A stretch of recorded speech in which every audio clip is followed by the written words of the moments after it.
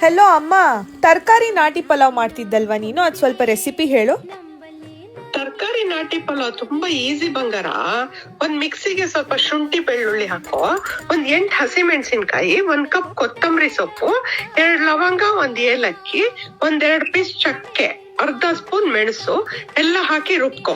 ಈಗ ಒಂದ್ ಕುಕ್ಕರ್ ಅಲ್ಲಿ ಸ್ವಲ್ಪ ತುಪ್ಪ ಹಾಕಿ 1 ಸ್ಟಾರ್ ಹೂವ, 2 ಪಲಾವ್ ಎಲೆ ಹಾಕೊಂಡು ಅದಕ್ಕೆ 1 ಕಟ್ ಮಾಡಿದ ಈರುಳ್ಳಿ ಹಾಕೊಂಡು 5 ನಿಮಿಷ ಬಾಡ್ಸು.